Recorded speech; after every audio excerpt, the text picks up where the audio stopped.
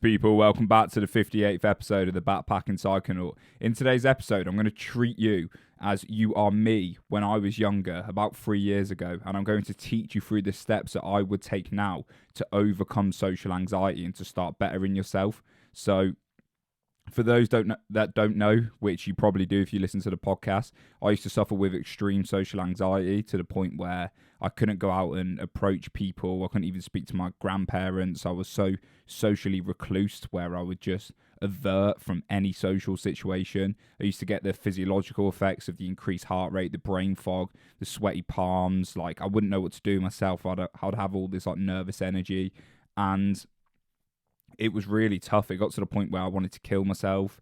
I felt like I had no outlet. I felt like I would never be able to integrate myself into a social situation again.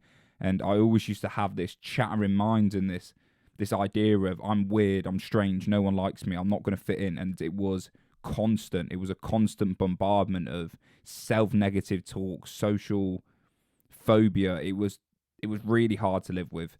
And through a process of just improving 1% every day, really becoming aware of the mechanics of my own mind, my environment, and placing myself in uncomfortable situations, I've got to a point where I rarely suffer with social anxiety. It arises sometimes, like the physiological sensations still arise in my conscious experience, but I've got to a point of detachment and a point of courage with it where it just arises, I note it, and then I move on. And I can proudly say I can socialize without having anxiety. I can go out and do things I don't want to do. I'm pretty confident in myself, and I always get feedback from people saying I'm very confident, which often doesn't feel like the state of my mind, but obviously I'm doing something in the outwards world that is right. So yeah, let's treat you as you were me, and I hope this relates to people that are listening who are suffering with social anxiety. Like, there is a way out, and hopefully with the steps I'm going to provide you today, this can be like a mini one-on-one coaching call, and you can take actions on these steps. And trust me, if you follow this advice, like, I've done a lot of research on this, I've done a lot of application, I've spent years of my life learning about the mechanics of the mind and overcoming social anxiety. So if you take these steps and you apply them and you are diligent with your progress, you will overcome this, or you will beat social anxiety, or you will learn to live with it. I need to be very careful about saying overcome social anxiety, because the whole idea of trying to overcome social anxiety creates a kind of a shame for the part of you that is socially anxious. There is nothing wrong with social anxiety without the narration of the fact of it being social anxiety. It's just physiological sensations. It's just the increased heart rate. It's brain fog. It's atoms in your body vibrating. That's all anxiety is. The idea that it's something negative is an idea that you've cultivated in your mind. It's a narrative that you have around that social anxiety. And when you have the ideal, or you have the goal or purpose of overcoming social anxiety, it's subconsciously sending signals to yourself that is something to be ashamed of. It's something I have to improve. It's something that is not good enough. And that creates shame about part of yourself. It creates a part of you that is not good enough, and you don't accept yourself, and acceptance is the biggest thing with social anxiety. So be careful to not frame social anxiety as a negative thing, because the more you do this, the more shame it creates, and the more it's going to flare up, because the more you resist, the more something persists. So the more you kind of suppress the social anxiety and think that's something to be ashamed of, I need to overcome this, I don't want to deal with it, blah, blah, blah, I need to hide this from people, the more that's going to give importance to the social anxiety. So the first thing I would say before we get into how I would start improving it is to flip the idea of your social anxiety to something that's positive. Just see it as it's your brain and it's your mind trying to keep you safe. From an evolutionary purpose, we have developed social anxiety because it helps us adapt our behaviors to certain social situations to help us survive and to help us pass on our genes. Like, nothing is in the human mind or the human body by accident. We are a process of billions of years of natural selection. And for those that don't know what natural selection is, it's a process of organisms passing on their genes, and the best of their genes getting passed on through generations and generations. And if a organism dies out, their genes don't pass out. So through a natural process of organisms, the human species passing on their genes, we have now accumulated with our potential, our human DNA right here being the process of millions and millions of organisms passing on their genes and getting us to this point here. So social anxiety has been passed on through billions and millions and years of evolution, because we wouldn't have it if not. The genes that cause social anxiety are here because it's helped us adapt and survive. So if you look at it that way and think, oh, my social anxiety is just a natural mechanism in my body, it's not something inherently wrong with me, it's built into every human, then it takes away some of the pressure that you're broken, because you're not. This is something everyone experiences. Everyone experiences social anxiety to certain levels. Just you might be experiencing it to a kind of debilitating level. You might have this innate thought process or this innate sense of brokenness that is maybe inflicting more social anxiety, but this social anxiety itself is a feature, not a bug. You are not broken. So let's get started with it. I think I just really want people to be aware of, like, social anxiety is something that is okay. Everyone experiences it from time to time, and it's not something that's inherently wrong with you. It's built into every human being. And when you can do this, you can take away some of the pressure of you being ashamed of it, or you thinking like it's just you and you're sorry guys, I've got something stuck in my throat. You can take away the pressure of thinking, oh, it's the end of the world, I've got social anxiety, because it's not. Everyone experiences it, and that's fine. So if I was to speak to my younger self and give him a one-on-one coaching call and see the position that he's in, that he can't speak to women, he can't socialize without feeling really nervous, he can't make eye contact. Like, I used to get so concerned about looking people in the eyes. I'm like, oh, is it weird if I look them in the eyes? And then I would always be like averting and diverting my eyes because I wouldn't know how to communicate correctly. So the first thing I would say to young Al is your health comes first. Before start tackling your social anxiety, before looking at abstract ways of communicating or socializing, or before trying to put yourself in uncomfortable situations, you should first look at the body. Look at the body and how are you looking after that body? How are you looking after your body and your mind? In a sense of, are you exercising regularly? Are you sleeping well enough? And what does your diet look like? Them three right there are going to be the first crucial steps you need to take to overcome social anxiety. And I don't see anyone talking about this on the internet, and it's paradoxical because the body and the mind are the same thing, right? And what we eat directly influences the way our thoughts react to the chemicals that go off in our body, the hormones that get spiked in our body, and they influence how the thoughts that we come up with, the way we perceive the world. We are this interconnected being that everything we consume and everything we do, every lifestyle factor has a direct influence on the way our mind perceives the world. So why would we not start at the fact that we need to be a human being? We need to be in homeostasis. We need to be living in a state where we're not constantly being damaged by the foods we're eating or the lack of sleep. So what I would first start is, for anyone, and this works for men and women, this is like both genders can follow these same principles, is get into the gym. And it's obviously dependent on what kind of exercise you want to do and what you feel like works for you. But the thing I would recommend is going into the gym and lifting weights 2 to 3 times a week. Maybe 1 to 2 times a week, right? Let's start simple. Get into the gym and prioritize lifting weights, because this is going to do a couple of things. And as I said, this works for both genders as well. It's going to increase your testosterone, which, especially for men, is the biggest factor in why you probably feel a bit anxious, why you feel like you haven't got that much courage or energy. It's also going to make you look better, which is going to help your self-esteem, your self-image. Your perception of yourself is going to increase. The more you see yourself being disciplined at the gym, the more you start seeing your body change, You're also going to have endorphins and chemicals in your brain and your mind that are going to produce lower levels of stress. So your cortisol, which is your stress hormone, which gets like extremely elevated when you're in a state of social anxiety, that is going to lower due to the fact that you're exercising regularly.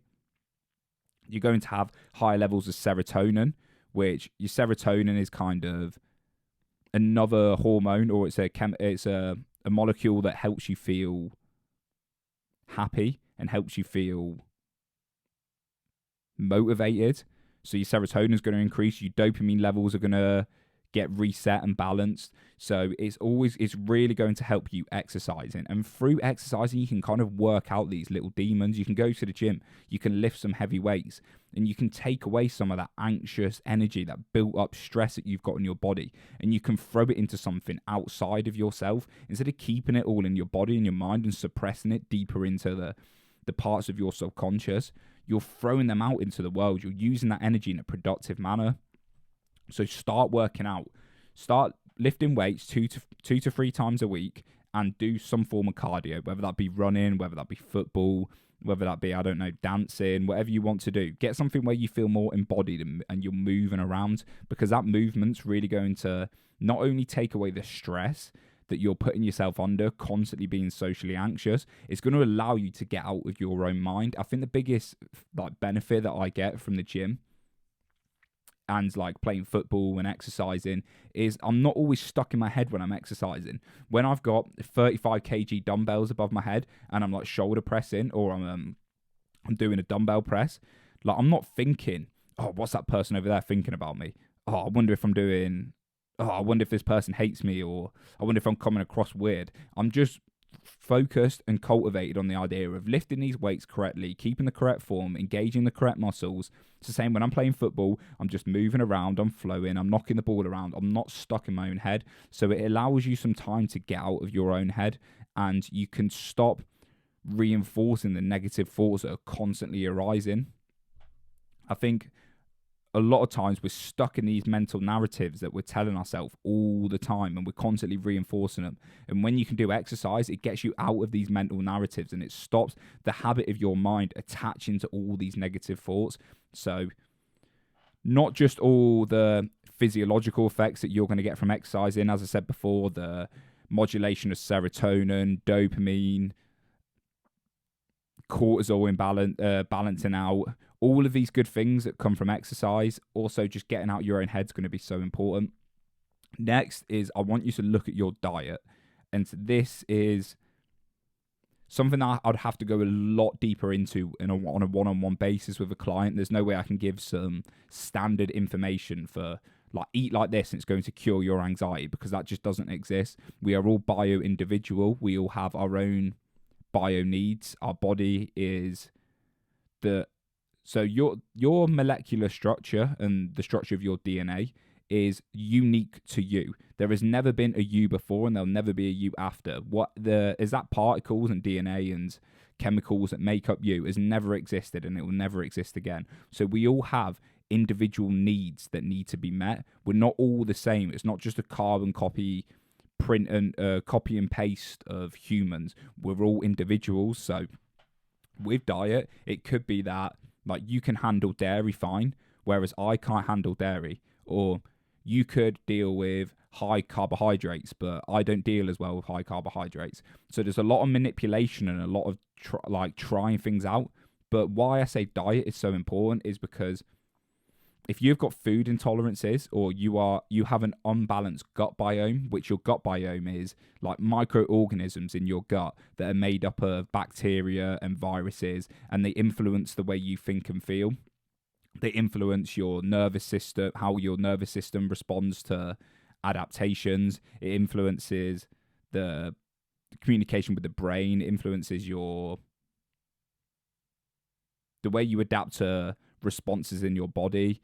It causes inflammation or reduces inflammation. So your gut bacteria is your gut biome is like your second brain. So if you've got an unbalanced gut, if you've got, I don't know, an overgrowth of bad bacteria, that's going to cause you to deal with more anxiety. It's going to cause your body to be under more stress. So look at your diet, and how I'd recommend doing this is do something called an elimination diet. Have a look online and just like research what are the most common foods that cause allergies or that cause intolerances in the body. And I would say stuff like eggs. Like eggs work perfect for me, but a lot of people are actually like, have allergies to eggs, mostly egg the yolks, not egg whites. But so cut out eggs, cut out nuts, cut out dairy, cut out gluten, and maybe like potatoes or something, I'm not sure. Come up with a list of foods and strip back and go really simple for a while. And for the next 2 weeks, just eat an incredibly simple diet of just vegetables, meat, and maybe some carbs, like some fruit. And what you want to do is do this for 2 weeks and see how better you feel. See how much your energy levels change. See if you feel any different. Cut out all the unprocessed foods. Like really eat clean for a week to 2 weeks and just see how much different you feel. And then what I want you to do after that is start introducing food groups back in. So let's say you cut out gluten for 2 weeks and you notice that you feel better. Start introducing gluten back into your diet. And if you notice that, right, when I eat gluten, I seem to get like itchy skin, or my throat feels a bit weird, I start coughing or sneezing more, or my anxiety starts to come, like I seem to get anxious after eating gluten, then you know that gluten's not for you. And you can really figure this out by doing an elimination diet. And this is not just going to improve your anxiety, it's going to improve your blood sugar levels, it's going to improve your energy levels. It's going to improve all of your life. You're going to become more anabolic. You're going to become healthier from this. So really like get clear on what is causing your diet. And there's other ways you can do this. You can get a food intolerance and allergy test, or you can go and see a functional nutritional therapist, or you can work with someone who just knows what they're doing. And this is going to allow you to get super clear on how the food you're eating affects and manipulates the way you think and feel. So for me, it is like there's a direct impact in the way I eat from the way I feel. So I do a lot of fasting, which for those that don't know is when you have like periods of times where you just don't eat food. So I seem to eat all my food in a time period of, let's say, 2 to 4 hours. So I will fast for 20 to 22 hours a day, and I'll eat all my calories in a space of 2 to 4 hours. Right, I'm not recommending this. This is just what works for me. And I eat a relatively low carbohydrate diet. So I don't eat loads of carbs. I eat about 50 grams a day. And that consists of like maybe a banana, some berries, on the odd occasion, some oats, but very, very rarely. And then the carbs that come from nuts and vegetables, that's all I really eat for carbohydrates. And the reason I do this is because when I'm in a state of ketosis, which is when I'm in a fasted state, my body's burning fat instead of the glucose that comes from carbohydrates, my mind operates on a way where I get 80% less anxiety. And it seems to be when I'm eating really unhealthy foods, when I've got a messed up gut, when I'm eating loads of carbohydrates, I'm getting these massive energy spikes. And when the energy spikes go up, I'm feeling really good. And when they're coming down, I feel really anxious and feel really alert and feel like everyone's staring at me all the time. And the reason behind this is because you have something called your blood sugar levels. And when your blood sugar levels are stable, you have constant energy. But when you eat loads of carbohydrates, you get more sugar from the carbohydrates, so your blood sugar levels spike, which increase your energy. But what goes up must come down. So eventually, once that sugar's been used, the glucose has been burnt into energy, your blood sugar levels have to drop. And then you feel like you have no energy. And that, for me, when I'm at the bottom, seems to be when I get loads of anxiety and I'm more alert. So I try and stay with my blood sugar levels as much as possible. And by doing this, I go into a state of ketosis, which is my body's using fat as energy instead of sugar. And I seem to feel really clear from that. Ketones, which is the energy source that comes from fat, your brain feels amazing when you're burning ketones. So it could be worth, if you suffer with extreme social anxiety, to maybe cut out the carbohydrates and try more of a low carb ketogenic style diet. It might help you, it might not, but that's what works for me, and that's why I keep my anxiety at bay, because I really look after my body through the diet and my exercise. The next thing, which seems to be the biggest one, out of the health component is sleep. So make sure you're focusing on your sleep. It's so crucially important that you sleep correctly, that you make sure you have good sleep hygiene, that you have a consistent sleep and wake cycles, because sleep is the fundamental core of health. Think of it from an evolutionary purpose, right? If you're a hunter-gatherer, you're out in the savannas, you're out in the desert, and you have all this time hunting for food, picking fruits, whatever. The whole goal of evolution is for us to survive and pass on our genes. Why would evolution design a period of time where we are unconscious for 8 to 10 hours of the day?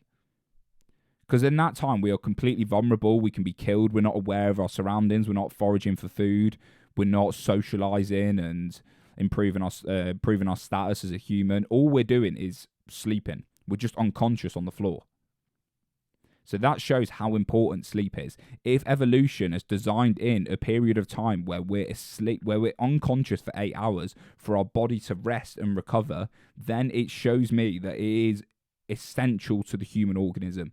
And look at any organism on the planet, any animal, they all sleep. So the moment you take away a lack of sleep is the moment that all your stress hormones start increasing. Your cortisol increases, your testosterone decreases, and your body's in a constant state of inflammation, being inflamed, which is going to cause more stress hormones, and it's going to then get stuck in a loop of you having more inflammation, you feeling worse, then you choosing worse lifestyle habits, which then increase your inflammation. So yeah, make sure you're optimizing your sleep as well. I spoke a lot in this podcast about the first three, so I didn't want to spend too long on them, even though I have just spent 20 minutes. But yeah, if I was to speak to younger Al now, who was incredibly socially anxious, couldn't speak to women, couldn't have a normal social situation, was always abstracting how this situation's going to go in his mind, I would say focus on your health first. That's going to be the first thing you can do. And it's so easy to control as well, and it compounds into the rest of your life.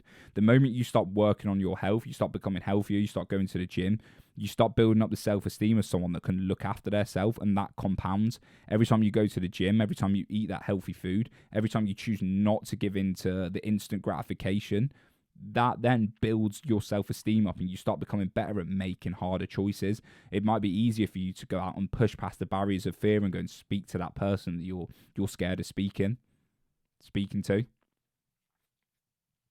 So the next group I would say to focus on that on after you've improved your health is to analyze your past.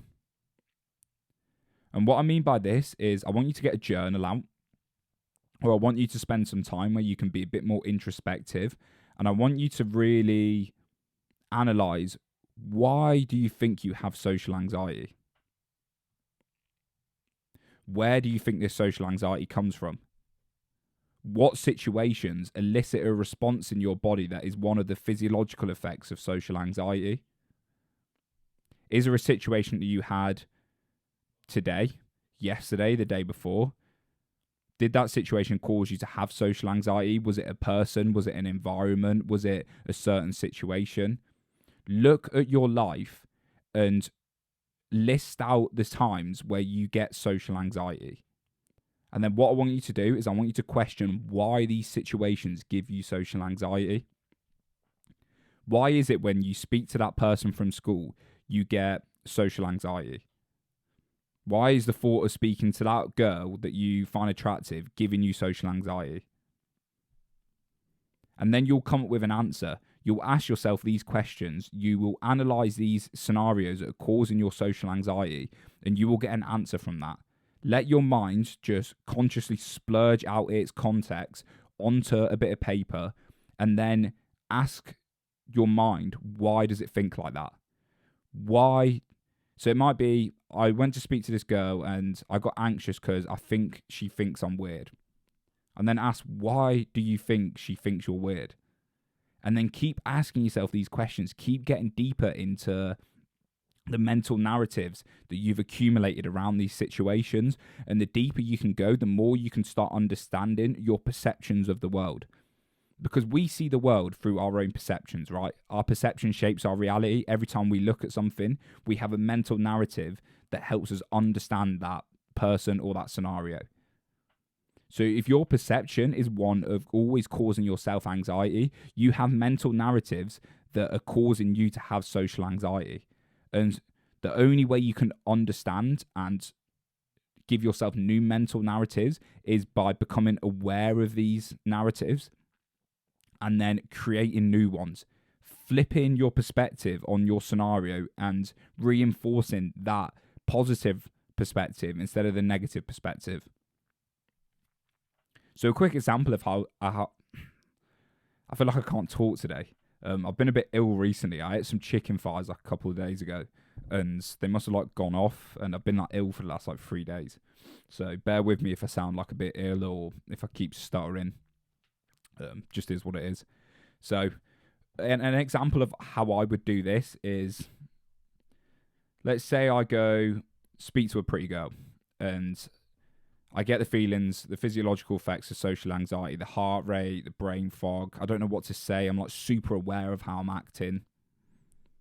I would go home, or I would, just after I spoke to her, I would get on my phone, I'd go on the notes app, and I'd be like, why does she make you socially anxious? And then you'll come up with an idea. It might be, oh, because I didn't want her to think I was weird. And then you go, why would she think you were weird? And then you'll come up with another answer. It might be because I always act weird in these situations. And then ask, why do you think you always act weird in these situations? And then you'll come up with something else, and then something else, and something else. And eventually you'll get down to a belief you have about yourself. So all these answers to these why questions are just automatic negative thoughts. But they are sprouting from somewhere. These automatic negative thoughts come from somewhere, and they come from a belief that you hold in your mind. So deep in your subconscious, you have this belief that maybe I'm not good enough, I'm unlovable, I'm weird. And that has come from an interpretation of all your past experiences. And as soon as that belief has been instilled in your mind, it has been reinforced through the fact that you see the world through that belief. So the moment you can become aware of that belief is the moment you can detach away from that belief. And you can start instilling new ones and perceiving the world through the new positive beliefs instead of the old mechanical thoughts that you have that have been holding you back for so long. So become aware of this belief. And then once you've done that, you need to start understanding that this is a faulty way of perceiving the world. And it's come from a younger version of you who didn't know any better, and that's the way he's seen the world. The younger you, the younger Alex, whoever's listened to this, has had situations where he's done the best that he could in the situation that he was in, and he's seen the world and believed and interpreted the world through the lens of he's not good enough, or he's someone who should be afraid of who he is, or he's someone who's anxious.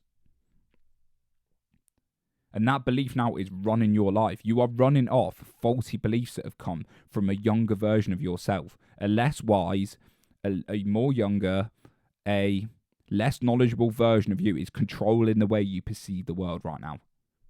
So you need to start becoming aware of these narratives that go on in your mind. And so start deep journaling, really understanding how you perceive the world. Because the more you become aware, the more chance you have of dispelling the power of them beliefs over your actions, and the more creative you can become then. The more creative in the sense of you can create your own perceptions and how you want to perceive the world, and you can start detaching away from all these negative thoughts and these negative beliefs.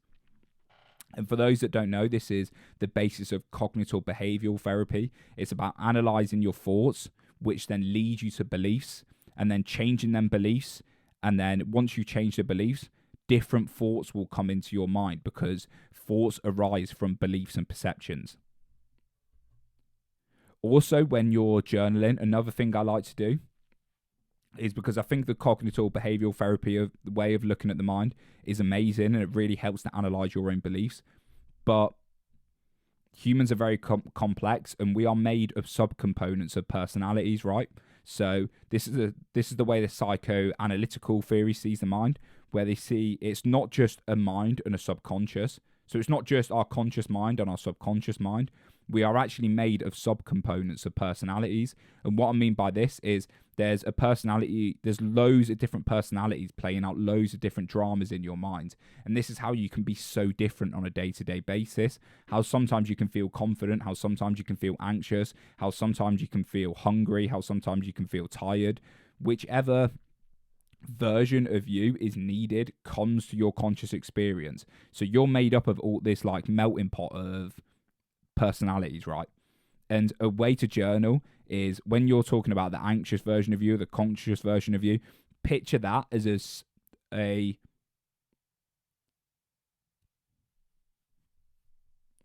picture your mind as a fragmented personality. So when you're like asking, why do I have social anxiety? Treat it as it's not you. It's a part of you, a personality of you that is over in the corner. And you're discussing with him or discussing with her, why do you feel anxious? Why do you feel like this?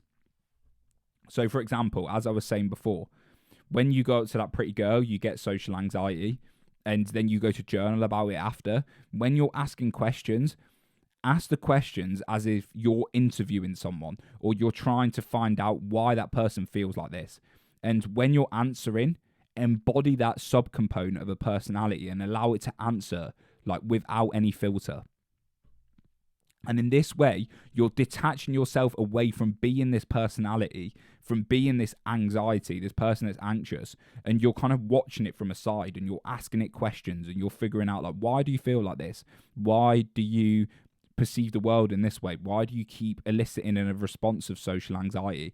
And that's going to allow you to detach, to observe from a point of equanimity. And then it's also going to allow you to objectively look at that personality and start giving it different evidence, because we're all evidence based, right? The more we see things, the more we see things through what we think we believe, the more that reinforces that fact that we think that is. I'm not sure if that made sense, but the more evidence you can give that subcomponent of a personality, that personality of you that's anxious, the more evidence that you can give it that the way it sees the world is faulty, the more it's going to start believing that, and it's going to start causing less social anxiety.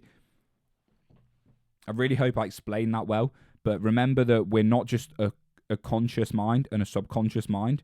We are loads of different personalities. The way I like to describe it is when you're hungry, you see the world through the eyes of someone who's hungry. You look at something and then you get the hunger spike, the spikes of hunger. Your mouth starts like your mouth starts to feel like it needs food. Like you maybe get like a growling belly. You get the chemicals and the hormones in your mind and your brain that make you want to seek out food. So you see the world through the eyes of someone who's hungry when you're hungry. Or when you're anxious, you see the world through the eyes of someone who's anxious. It's not the same person. You're just seeing the world through that lens of perception. So that's what I mean, how there's loads of subcomponents of personalities. You've got millions of subcomponents of personalities, and you need to try and just understand the part of you that's socially anxious. That's just a part of a personality of you in the corner that needs to be integrated into you. It needs to be integrated into a whole. So understand how that personality works. The next part, what I would start saying to young Al who's suffering with social anxiety, is to start meditating. And this goes hand in hand with the journaling. The more you can start objectively looking at your mind, the more you can detach away from the sensations that are holding you back so much. The biggest problem I find with people who suffer with social anxiety is that they can't go out and push past the barriers of social anxiety and go and socialize with someone. And the only way this is going to get cured, the only way you are going to feel like you can socialize is by practice, is by going out and speaking to people and giving yourself evidence that you are someone who can socialize. That's going to be the most powerful way of you overcoming social anxiety. But if you can't push past the fear of social situations, you're never going to give yourself evidence to prove that you're not socially anxious. You're not someone who's broken. So you need to have this courage to overcome the barriers of social anxiety. And the best way to do this is to be able to detach away from the emotions. The sensations of social anxiety are holding you back because they're so strong. You see the pretty girl or you see the friend that you want to speak to, and you get the increased heart rate, the brain fog, you get like really panicky, your mind starts closing in. And for you to go and approach that person feels impossible. It feels like life or death because your fight or flight systems have been set off so much and you're feeling so much fear and so much of this like weird built up energy that it's preventing you from taking action. So why is meditation important? When you get the physiological effects of social anxiety, as I said before, you've got the brain fog, you've got the increased heart rate, you've got the sweaty palms, you've got all this panicky nature inside of you, your energy's very, I want to run away. There is a place from where you can sit back and observe this. And once you can detach away from the sensations and observe them and watch them, you realize that they're not you. And that realization, that quick snap into the present moment, and you being able to objectively look at the sensations of social anxiety takes away the importance of social anxiety. The only reason why the sensations of social anxiety are negative is because you're identified with them. You have this mental narrative, this ego that is identified with the sensations that says that you're a person that's socially anxious. That person over there is going to think you're weird, that you can't socialize, that you're going to make yourself look stupid. And this is all coming from identifying with the sensations. But when you're meditating consistently, you have a greater ability not to identify. You can just observe instead of attaching to them sensations. All suffering comes from attachment, us attaching to things as if they are us, instead of they are things that we are experiencing. And what I mean by this is, if you can experience something instead of being that, the experiencing it's something that's just happening. Whereas if you are being that thing means it's you. So let's use this in the context of social anxiety. Let's say that you go into a conversation and you're looking at this person, you look into their eyes, and you get this really weird sensation in your body of social anxiety. You kind of freeze up, you feel really panicky. If you've been meditating consistently, there will be a second in there where you can have a thought, or you can have this realization in your own mind that, I'm experiencing anxiety. I've got an increased heart rate. My body seems to be wanting to run. And it'll be as you're having a conversation, you will get this realization which will snap you into reality, snap you back into the present moment, and you can observe what's going on in your mind and your body. And the moment you observe what's going on in your conscious experience is the moment you've detached away from what is happening, and you're just observing naturally. You're observing with equanimity. And that's going to take away the importance because you are no longer the anxiety. You are someone that is observing the anxiety.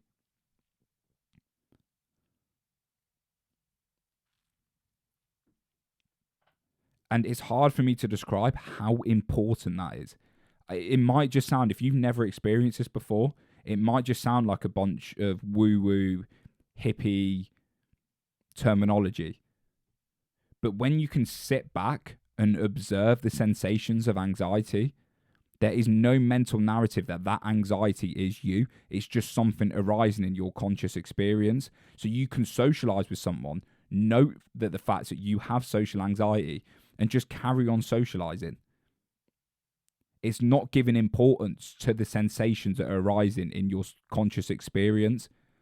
But the moment you identify with that social anxiety, is the moment you created a mental narrative around that is me, and now you are someone that is socially anxious, and your mind is going to perceive the world through that lens of you're someone who's socially anxious, and you're going to act in accordance with that. The pure observation and the pure detachment of observing social anxiety is what is going to allow you to not attach to the anxiety, and is going to allow you to continue without acting out what is going on in your body. So meditation is at core the most important thing you can do, because it is not attaching to everything that comes in your conscious experience.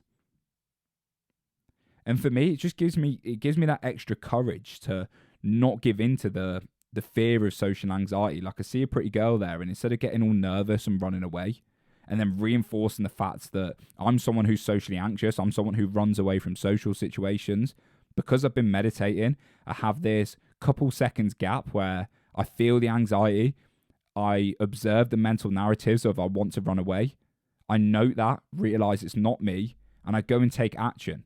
And once again, I've just disproved the belief that I am someone who runs away from social situations. And I've just given myself more evidence of the fact that I am someone who pushes past fears, pushes past the social anxiety, and goes out and socializes. And through that, I build social skills. Through that, I build a mental narrative around the fact that I'm someone who can socialize. And through that, I give myself more evidence that I can do the thing that I set out to do.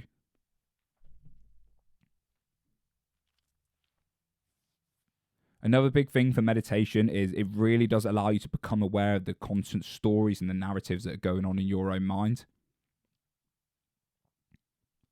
For day-to-day living, you're living in this state of constant narrative. Like, we have this narrator in our mind who's always talking, always perceiving the world, always having thoughts and feelings and emotions. This is constantly going on in our mind all day.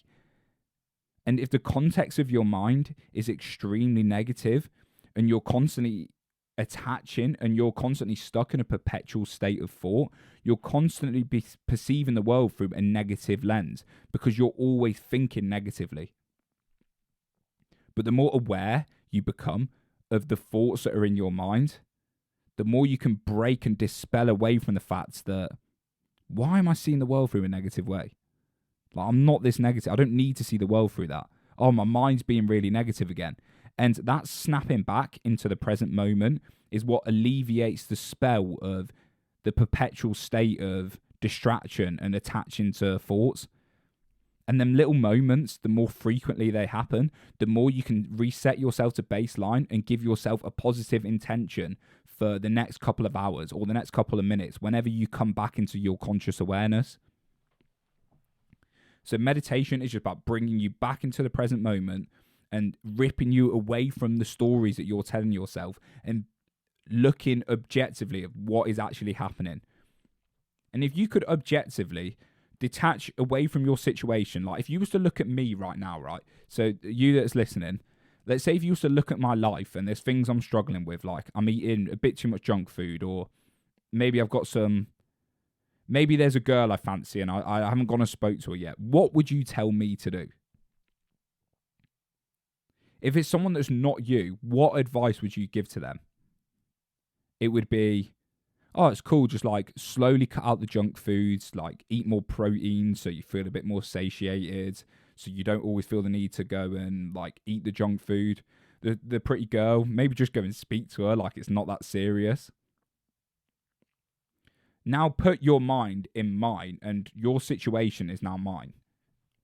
You would now see this situation as something that's really scary. You'd be beating yourself up from, oh, I'm eating loads of junk food. I need to eat perfectly all the time. You're constantly beating yourself up. Or you want to go and speak to the pretty girl and you're like, I can't do that. She's going to think I'm weird. Why would you speak to yourself any different than you would speak to someone else? But you're playing this narration in your mind that's so negative, so self-limiting, so self-defeating. You would never say that to someone else, so why would you repeat the same to yourself? So this is where meditation comes in handy. It allows you to to break this spell of negative thoughts, to detach away from the beliefs that are holding you back, and maybe just produce a few conscious beliefs, a few conscious thoughts a day. And then few conscious thoughts are going to get planted in your mind. And the more you repeat that, the more your perceptions are going to change and the more you're going to act in a different manner. It's about understanding how you perceive the world, deprogramming that, and perceiving the world in a better, more holistic way. And that's why meditation is so important. So the next stage, I would say to Mr. Young Alex Rogers, who is suffering with social anxiety, is watch for your phone use.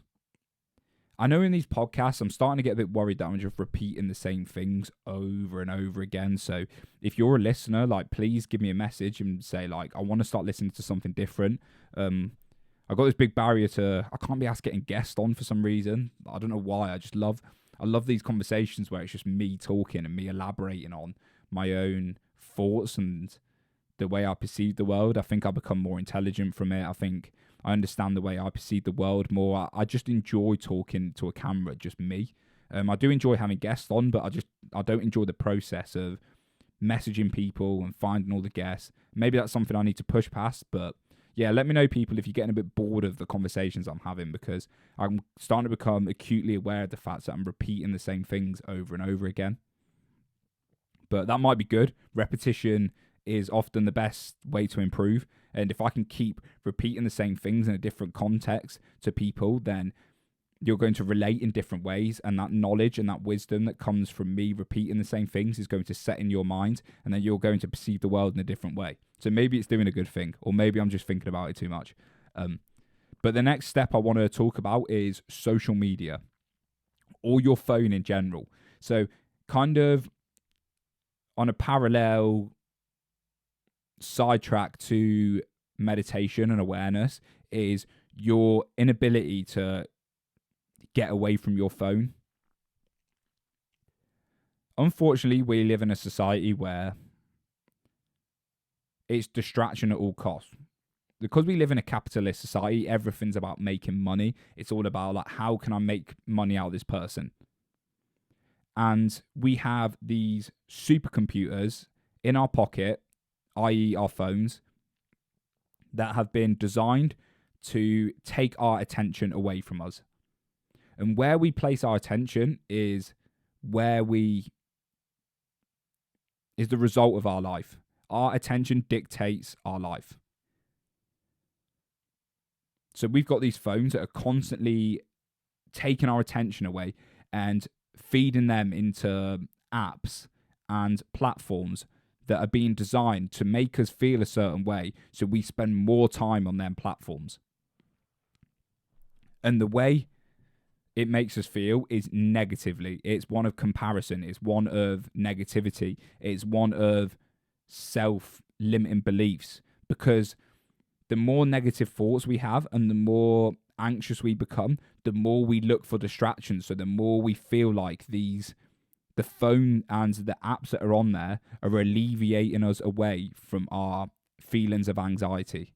But that's an illusion in itself, because these apps are designed to make you feel anxious, because then they're designed to alleviate your anxiety by distracting you. But the moment you come away from them apps, the context of the information that was on them apps leaves you feeling more anxious. So then you reach for the thing that you thought made you feel better, but is actually making you feel worse. And that's the base of addiction. It's the thing that's causing you problems. You have this belief, this illusionary belief, that is actually alleviating the symptoms of your anxiety, but in reality, it's making them worse. And social media has been designed in that way perfectly, through stuff like the like button, through the algorithms of how it shows you people that are constantly better than you and people that are doing amazing, shows you the highlight reels of others. You then perceive the world in a way that you're not good enough and everyone's better than you, and that's going to increase your social anxiety. If you're constantly on social media, if you're constantly comparing yourself to the highlights of others, that is going to be a massive detriment to the idea that you are someone who can do things, because you're going to be so aware, hyper aware of how better everyone is than you, that your perception of yourself and the dominance hierarchy is going to be so low that your body and your mind is going to produce more chemicals that are going to make you feel socially anxious. So this constant comparison that comes from social media can actually be at the root of your social anxiety. I would go as far as saying a lot of your depression and a lot of your anxiety, maybe 60% of it, could be alleviated from just stepping away from social media. And it's hard because we live in a world where everyone's on social media. But I think if I was to give advice to the younger me, I would say and this is what I did. A lot of the advice I'm giving to myself, I took, and now I'm here, confident, sitting on a podcast and going to talk to people. I can have conversations, like I'm not anxious. And yeah, a big part of that was coming away from Instagram. Like, it'd be silly for me to not admit that, like, coming away from Instagram was a huge thing for my own self-esteem. And I talked loads about social media on this podcast, so I'm not going to get deep into it. I've actually got other podcasts. There was one, social media and the mental health crisis. So if you're interested in that, go and listen to it. But yeah, that's all I'm going to say for social media. Like, detach yourself away from it for a little bit and see what happens to your social anxiety.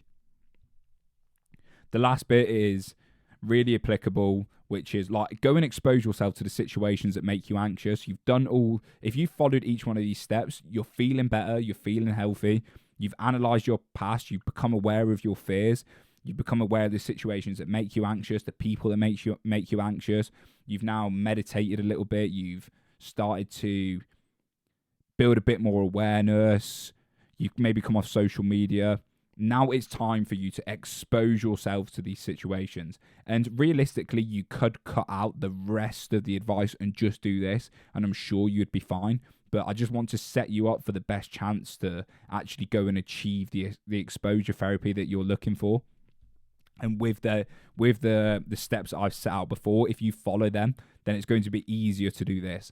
But the last bit you must tackle, the cave you fear to enter holds the treasure you seek, is to go out and expose yourself to these scenarios. You need to go out into the situations that make you anxious and put yourself in them and see how you adapt, see how you behave, see how you respond, get responses from the external world, get results, get outcomes, and then adapt and change and go again and reiterate every time. Rinse and repeat, expose yourself to more and more uncomfortable situations, because this is going to build up the realization that your fears are nothing to be scared of and nothing to be afraid of. You're not going to die if you talk to that person. You're not going to get beat up. You're not going to look like an idiot. Everything's fine. You wake up the next day, the sun rises, then it goes down. The next day, the sun rises, then the sun falls. Every day you wake up and the sun rises. You're going to be fine. You don't need to stress out as much, but you need to prove this to yourself by exposing yourself to these situations. You could never read a book in your life. You could never do what I do and abstract all these ideas and look after your health. But if you actually just put yourself in the uncomfortable situations, you would be absolutely fine. Your life would work its way out. The results sit in the discomfort. And if you're socially anxious right now, if you're afraid, expose yourself to these situations. And I'm not saying, right, you're incredibly socially anxious, you can't speak to people, you're afraid to leave your house. Now go cold approach 15 women. Go and try and get a woman's number on the street and try and chat her up. Or go to a massive social situation where you don't know anyone. I'm not saying that.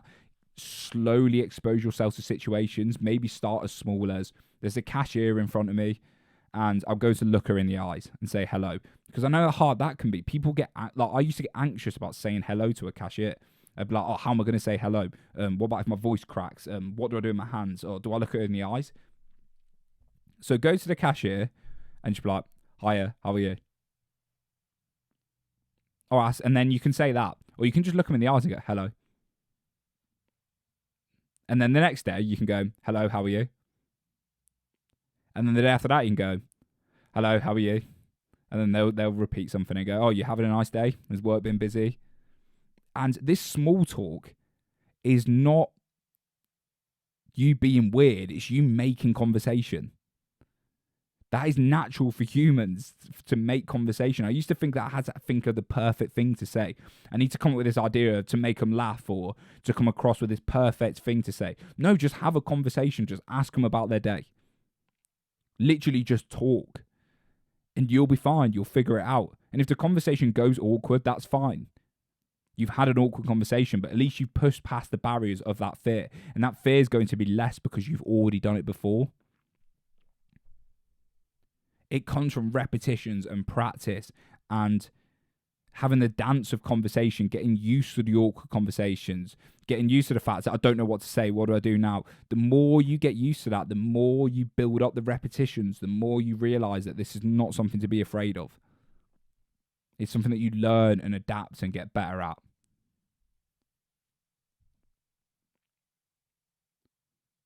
It's so hard to do. Like, I really do feel for people who have got social anxiety, and like, I suffered with it for so long. I still get it little bits, but it doesn't like dampen my life now. But it is something that can be worked on. It's something that can be worked through, and it's something where you can come on the other side and you can help other people who have been socially anxious. But I think you've got to take a holistic approach to it. It's not all just about trauma healing. It's not all about just exposure therapy. It's not all just about going into the gym and getting healthy. This all encompasses personal growth, and that involves everything. And you can overcome social anxiety. I don't like saying overcome because, as I alluded to in the start of the podcast, that's the wrong way of looking at it. But you're not broken. This is something you're dealing with right now, and you're going to be fine. But take action, because without action, nothing changes. Right, people, thank you very much for listening to that episode. I hope that was a good episode. Once again, I didn't really have any notes.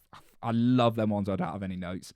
When I can just, I've got a little bit of a structure. So I had social anxiety, then health first, analyze your past, meditation, phone use, and exposure. That's all I had for that podcast. And I think I am actually quite proud of myself that I can sit here and articulate myself for an hour about a topic without like and ahhing and like sometimes tripping up my words. But I hope it's very comprehensive, and to me it comes across comprehensive and I'm communicating well. Maybe I would be better with loads of notes, but I'm not sure. But yeah, that's enough of me waffling now, people. Thank you very much for tuning in again. If you're still here listening at this point, you're a legend, and I would love some feedback. To everyone that listens to the Backpack and Cycling, I appreciate you as always. Every time I get feedback about this podcast, I'm like, yes, I love it, mate. It's such a cool thing for me to do. And I'm not actually sure if I'm that bothered about it growing. I just like helping the 20 or 30 listeners that listen in. So, yeah, thank you very much for listening, people. I'm going to continue to drop in value, and I'll see you all in the next podcast.